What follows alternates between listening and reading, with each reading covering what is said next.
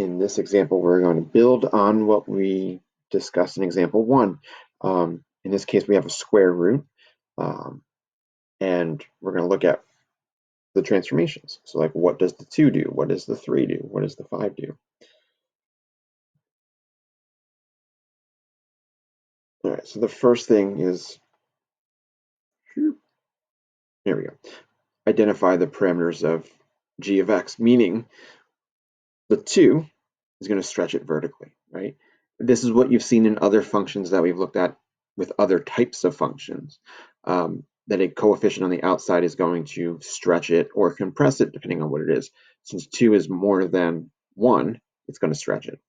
If it was less than 1, it would compress it. If it was negative, it would also flip it, but it's not negative. H, since it was plus 3 on the inside, it's minus a negative 3. So H is considered negative 3, it's going to move it left 3 units. And then 5 on the outside is positive, so it's going to move it up 5 units.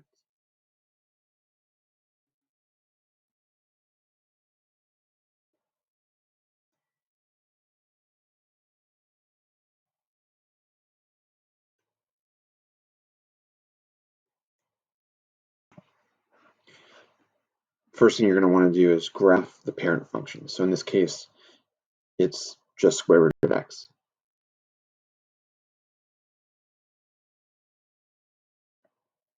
Then when you apply that vertical stretch to just essentially every y value is just double whatever the y value was of the parent function, right? So on the parent function, if the y value here is 1, then it would be 2. If the y value here is 2, then it would be 4, and so on. Remember we said it was left 3 and up 5. Well, I guess we're going to go up 5 first and then left 3. So you take that orange curve and you move it up 5 and left 3, and now it's the purple curve. If we're talking about domain and range for this function,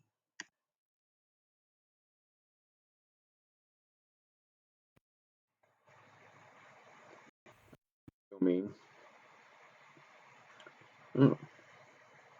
okay, yeah, I'm sorry, domain of the f function, so the original is all x values 0. The domain of the g function is all x values greater than or equal to negative 3. For the range, the f function is all y values greater than or equal to 0, and the range of the g function is all y values greater than or equal to 5. All right, let's look at a try it question.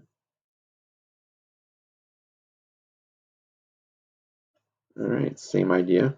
So you pause it, try it, and then let's see if we can compare how it turned out.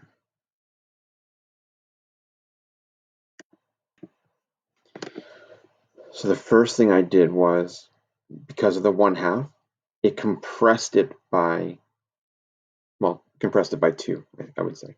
So if you notice from here on the f function, it's at 2 here. I just simply made it 1. So it's compressed by 2, and then it translated 1 to the right and 3 down. So I moved it 1 right and 3 down and ended up here. The domain of the the domain of the f function is greater than or equal to 0. Domain of the g function is greater than or equal to 1. Range of the f function is greater than or equal to 0. Range of the g function is greater than or equal to negative 3. All right, let's look at example 3.